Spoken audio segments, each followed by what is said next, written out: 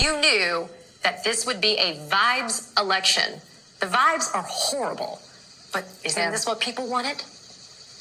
I don't think so. I mean, this is a matter of people being overwhelmed with trying to make sure that they could take care of their families, whether it was keeping a roof over their head, food on the table, or keeping their kids going at school, right? And when things feel a little bad, it always ends up reflecting on the current administration. And so until we get to the point that we start to tell people exactly what goes into the cost of food, what goes into the cost of gas and things like that, and understand who can do what, we're going to continue to see this cycle of, if I don't like the price of something, I'm going to blame the president and hope that if I vote for somebody opposite of the party that's in power, that everything will be fixed. And I got news for you. It is not going to go in the direction that he promised. Okay, so I want to talk about how we move forward. I want to talk about branding and messaging as Democrats, but I did want to note that you also said in that same Vanity Fair article, because the economy is important for all of us, regardless of what your party affiliation is. But you said, look, folks that voted for him said the following, quote, well, I'll just take a shot with Trump. He may be an asshole. He may be racist, but I could afford my apartment. So now hopefully I'll be able to afford it again.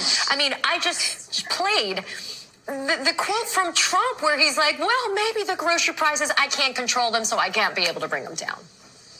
Yeah, listen, I just had to speak yesterday in Ohio. And one of the things that I told people is that we need to spend the next 2, 4, 6, 10 years really talking about what it is that government does and what it is that we don't do.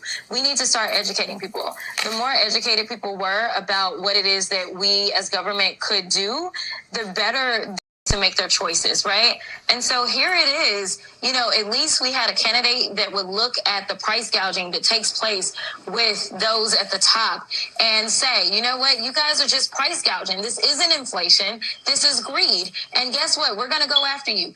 Have you heard those types of words come out of Trump? Absolutely not. In fact, when we talk about grocery prices, one of the things that came out a little towards the end of the campaign was that a Kroger executive admitted that they had been price gouging. Listen, we still have a lot of people out here that are greedy because that's the country that we live in. And guess what? The greediest folk in America are now going to be the ones that are going to be running America, because he has decided that the millionaires and billionaires who were investing millions of dollars into his campaign, guess what? They're going to be the ones, regardless of their qualifications, that are going to run the government. But I can tell you one thing. I am going to push back and fight every single day that I can, because my constituents cannot afford to have billionaires telling them that they don't deserve their Social Security that they've paid into. 20% of my district live at or below poverty. And I know that they voted for the right candidate, whether it was me or whether it was Kamala Harris. My district got it right. So I'm going to do my part.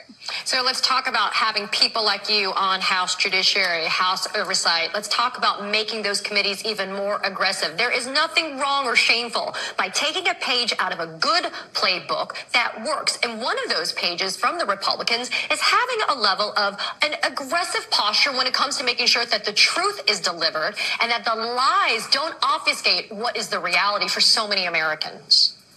Yeah, so right now we just got our ratios. Leader Jeffries just sent those out, so we know what the ratios are going to be on the committees. So that gives me an idea of my chances of potentially getting onto Judiciary. I am a permanent member of Oversight, but I am trying to get over to Judiciary and continue to serve with Jamie Raskin as my leader. And so with that, all the bad bills, for those that don't know, what comes to Judiciary is anything from immigration to civil rights issues to LGBTQ issues. Is going to actually be some copyright and infringement issues, almost anything, gun control issues, all those things are going to come through there. And obviously we're going to have the criminal justice issues that will come through that committee. And so, yes, I wanted to be on Judiciary in my first term. I am trying for Judiciary again. And obviously I feel as if working under Jamie Raskin has only made me a better member of Congress. But let me tell you, we are going to have to fight back and fight back hard, because that is where the bills are going to come out of. The vast majority of the bills are going to come through that committee. And, they may be able to get them out, but the one thing that I want to do is make sure that I beat up on them and make sure that the truth of those bills comes out, regardless of what the daggone title of the bill is going to be. I need people to understand this is nothing more than a target on your back, and this is going to hurt you, your friends, and your family.